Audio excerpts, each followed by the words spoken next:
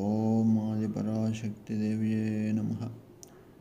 దేవీ భావతంలోని ఆయగ్రీవ అవతారం. విష్ణుమూర్తి ఇంటి మీద తల ఆనించి యోగ నిద్రలో ఉండగా అక్కడికి వచ్చిన బ్రహ్మదేవుడు సకల దేవతలు చదపురుగును సృష్టించారు. చదపురుగు బ్రహ్మదేవుడితో జగద్గురువైన శియంపతికి నిద్రాభంగం ఎట్లా చేయను? నిద్రాభంగం, కథాభంగం, దాంపత్యము విడదీయడము, తల్లి బిడ్డలను వేరు చేయడం అనేవి బ్రహ్మహత్యతో సమానమైన పాపాలు కదా. అంతటి పాపకార్యం చేస్తే నాకు ఏమి లాభం వస్తుంది? వింటి నారిని కొరికితే నాకేమి ప్రయోజనము? సమస్త పాపాలకి మూలం స్వార్థమే కదా. ప్రయోజన మనుదిశ్య నమందోపి ప్రవర్తతే. ఎంత తెలివి తక్కువ వాడైనా ఏ ప్రయోజనం లేకుండా ఏ పని చేయడు అన్నట్లుగా చదపరుగు కూడా తాను చేసిన పని వల్ల ఏమి ప్రయోజనం ఉంటుందని అడిగింది బ్రహ్మదేవుడిని. బ్రహ్మదేవుడు యజ్ఞంలో నీకు భాగం కల్పిస్తాం. హోమగుండాలలో అవీసులు వేసేటప్పుడు అటు ఇటు చెదిరిపడే భాగాలన్నీ నీవే. వెళ్ళు, తొందరగా విష్ణుమూర్తిని నిద్రలేపు, దేవతల పని చేసి పెట్టు అని చెప్పి చదపురుగును ఒప్పించాడు. చదపురుగు నెమ్మదిగా వెళ్ళి నేల మీద ఆని ఉన్న ధనుసు కొన దగ్గర నారిని కొరికింది. వెంటనే ధనుసు ఎగిరిపడింది. భూ ఆకాశాలు ఆ శబ్దము ప్రతిధ్వనించింది. దేవతలంతా భయపడారు. ప్రపంచమంతా అల్లకల్లోలమవుతుంది. సూర్యుడు అస్తమించడంతో దట్టంగా చీకట్లు వ్యాపించాయి. ఏమి జరుగుతుందో ఏమో తెలియక దేవతలంతా కంగారు పడుతూ ఉన్నారు. ధనుసుపై ఆనించి ఉన్న దేవదేవుడి శిరస్సు క్షణకాలంలో తెగి ఎగిరి ఎక్కడో పడింది. ఆ తరువాత చీకట్లో తొలగిపోయాయి. బీభత్సం తగ్గిపోయింది. శిరస్సు లేని మొండెము కనిపించింది. అది చూసిన దేవతలు భయపడారు, ఆశ్చర్యపోయారు, గల్లుమన్నారు. ఇంతటి దారుణం ఎట్లా జరిగింది? దేని చేత ఛేదించడానికి వీలు కానీ అచ్యుతుడివి కదా. మా స్వార్థం గురించి ఆలోచించి యజ్ఞపురుషుడివైన నిన్నే పోగొట్టుకున్నాము. స్వార్థం ఎంతటి పనైనా చేయిస్తుందనడానికి మేము చేసిన పనే నిదర్శనం. మేము చేసిన స్వయం కృతాపరాధం ఇది. ఎవరిని మాత్రం ఏమంటాము? ఒక మిమ్మల్ని రాక్షసుల బారి నుండి ఎవరు రక్షిస్తారు? ఇంకా మమ్మల్ని రాక్షసుల బారి నుండి ఎవరు రక్షిస్తారు అంటూ దుఃఖించారు దేవతలు. దేవతల గోడు వింటున్న దేవగురువు బృహస్పతి దుఃఖించకుండా ధైర్యం తెచ్చుకోండి, ఉపాయం ఆలోచించండి, బుద్ధికి పదును పెట్టండి.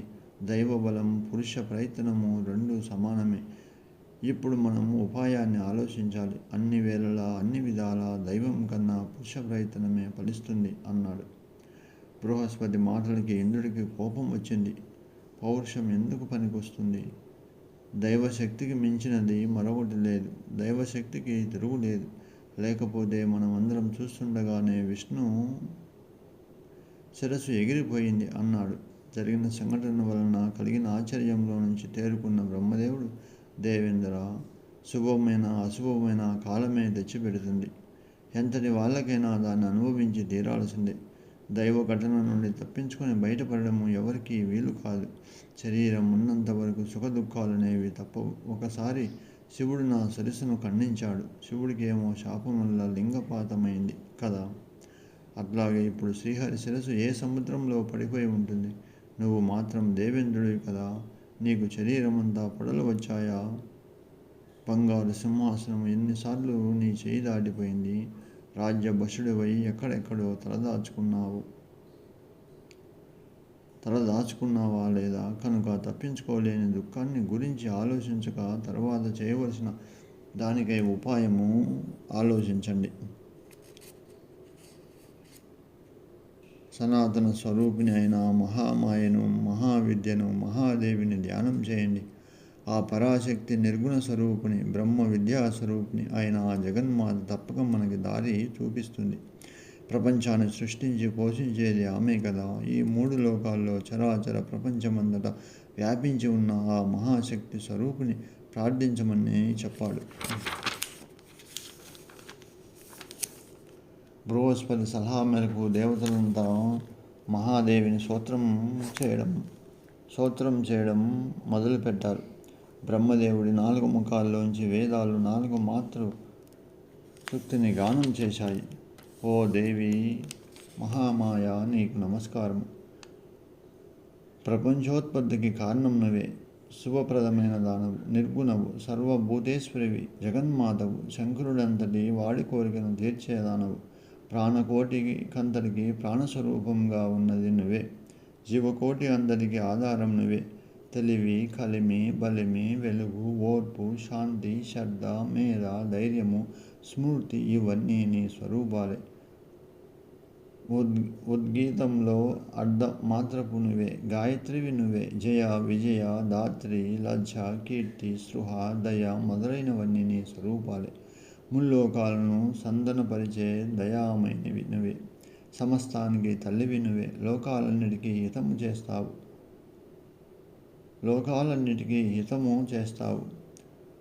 వైర్యేవు, వాగ్జీనివి, ఈ సంసార బంధాల వినాశినివి, త్రిమూర్తులను అష్టదిక్పాలకులను నువ్వే సృష్టించావు. స్థావర జగన్మాంతకమైన ఈ ప్రపంచంలో నువ్వే ముఖ్యమైన వాటిలో ముఖ్యమైన దానివి. భువనాలన్నిటినీ సృష్టించాలనుకున్నప్పుడు నువ్వే త్రిమూర్తులను సృష్టించి వాళ్ళ ద్వారా సృష్టి, స్థితి, లయలను నిర్వహిస్తూ ఉంటావు. కానీ నీకు మాత్రం ఈ సంసార తామరాకు మీద నీటి బొట్టు లాంటిది. నీ స్వరూప వైభవాన్ని, నీ నామాలు ఎన్ని అని చెప్పగలవాడు లేడు. ఈ ముల్లోకాలలో మామూలుగా ఉండే చిన్న నీటి గుంటనే దాటలేనివాడు సంసారమనే మహాసముద్రాన్ని ఈదగలడా? అద్వైతమైన నీ అనంత వైభవాన్ని తెలుసుకున్న దేవతలే లేరు. ఇంకా మానవుల సంగతి వేరే చెప్పేదే ఉంది. మిథ్యారూపమైన ఈ సమస్త ప్రపంచాన్ని నువ్వే సృష్టిస్తావు అనడానికి వేదాలే ప్రమాణము. విష్ణుమూర్తి శిరస్సు తెగిపడిన సంగతి నీకు తెలియనట్లుగా ఎందుకు? నీ పాద సేవకులమైన మమ్మల్ని రక్షించడానికి ఇంత ఉపేక్ష ఎందుకమ్మా? దేవతలంతా చేసిన దోషాల వల్ల కానీ లేక మధు కైటవులతో కొన్ని వేల సంవత్సరాలు యుద్ధం చేసి నేనే గెలిచానని విష్ణువు అహంకరించడం కానీ జరిగినదా? లేకపోతే విష్ణువు శిరస్సు తెగాలని రాక్షసులు కోరుకున్నారా? లేదా జగజ్జననివైన నీకు సముద్ర తనయుపై ఆగ్రహం వచ్చిందా? ఏదేమైనా మా అందరిది తప్పులను క్షమించి నీ అంశంతో జన్మించిన శ్రీ మహావిష్ణువును మళ్ళీ బ్రతికించి మాకు ఆనందాన్ని కలిగించు అంటూ దేవతలంతా ప్రార్థించారు. దేవతలు చేసిన ప్రార్థనకి, వేదాలు చేసిన స్తుతికి ప్రసన్నురాలైన మహేశ్వరి ఆకాశవాణిగా వినిపించింది. దేవతల్లారా, వేదాలు చేసిన స్తోత్రానికి నేను సంతృప్తి చెందాను. మీరు దుఃఖించకండి. వేదాలు చేసిన స్తోత్రాన్ని ఎవరు చదివినా విన్నా వాళ్ళ కోరికలన్నీ తీరుతాయి. కారణం లేనిదే ఈ ప్రపంచంలో ఏదీ జరగదు. విష్ణువు శిరస్సు తెగిపోవడానికి కూడా ఒక కారణం ఉంది. శ్రీ మహావిష్ణువు ఒక రోజున మహాలక్ష్మిని చూసి నవ్వాడు. తనని చూసి ఎందుకు భర్త నవ్వాడు అని పరి విధాలు ఆలోచించుకొని చివరకు నాకెవరైనా సవతిని తెచ్చాడేమో, అందువలనే ఇలా వంకరగా నవ్వుతున్నాడని నిర్ణయించుకుంది. లక్ష్మి మనసులో కోపం మండిపోతుంది. దానితో ఆమెను తామసి శక్తి ఆవహించింది. అంతే, భర్తను శపించింది. కోపంతో నీ శిరస్సు తెగిపడాలని. అదే జరిగితే తనకి వైద్యం వస్తుందన్న విషయాన్ని కూడా మర్చిపోయింది. వైద్యం కన్నా సపత్నితత్వమే సహించరానిదని భావించింది. ఆ క్షణంలో కాలయోగ ప్రభావం ఆమెచే అట్లా చేయించింది. అది కూడా భవిష్యత్తులో దేవకార్యం కోసమే. అతడు శిరస్సు ఉప్పు సముద్రంలో పడింది. అయినా నేను అతడిని బతికిస్తాను. మీరు అనుకున్నట్లుగా మీ పనిని పూర్తి చేయగలరు. హరి శిరస్సు తెగిపోవడానికి మరొక కారణం కూడా ఉంది.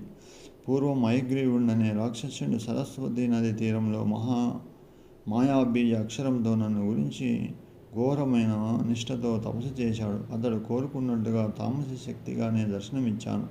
సింహాసనం మీద నన్ను చూసి ఆనందంతో నమస్కరించి ప్రదక్షిణం చేశాడు. పంచభూతాలు, జ్ఞానేంద్రియాలు, కర్మేంద్రియాలు అన్నీ నువ్వే, అంతా నువ్వే అంటూ స్తోత్రం చేశాడు. అతడి స్తోత్రానికి పొంగిపోయి వరం కోరుకోమన్నాను. మరణం లేకుండా వరం ఇమ్మన్నాడు. అది సాధ్యం కాదు అన్నాను.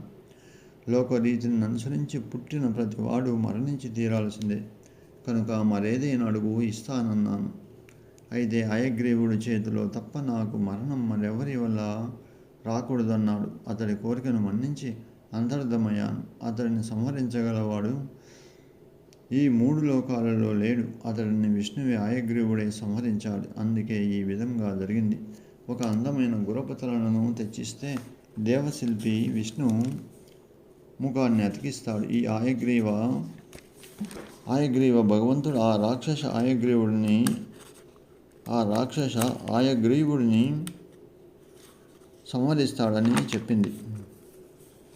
దేవతలు ఆకాశవాణి ఆజ్ఞ ప్రకారము గుర్రపు తలను తెచ్చి ఇచ్చారు. దేవశిల్పి అతికించాడు. విష్ణు ఆయగ్రీవ అవతారమయ్యాడు. ఆయగ్రీవ రాక్షసుని సంహరించి లోకానికి మేలు చేశాడు. చూశారా?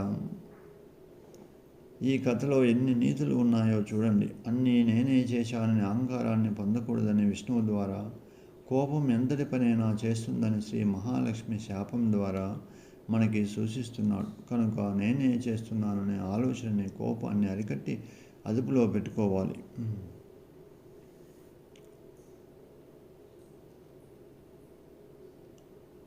చెవులున్నందుకు భగవంతునాదులను వినాలంటారు పెద్దలు. ఆ వినడం 3 రకాల: సాత్విక శ్రావణం, రాజసిక శ్రావణం, తామసిక శ్రావణం. వేదశాస్త్రాలను వినడం సాత్విక శ్రావణం. స్త్రీ పురుష సంబంధాత్మకమైన సాహిత్య విషయాలు వినడం రాజసిక శ్రావణం. యుద్ధ వార్తలను, ఇతరుల దోషాలను వినడం తామసిక శ్రావణం. ఓం ఆదిపరాశక్తిదేవియే నమః. ఓం ఆదిపరాశక్తిదేవియే నమః. ఓం ఆదిపరాశక్తిదేవియే నమః. ఓం ఆదిపరాశక్తిదేవియే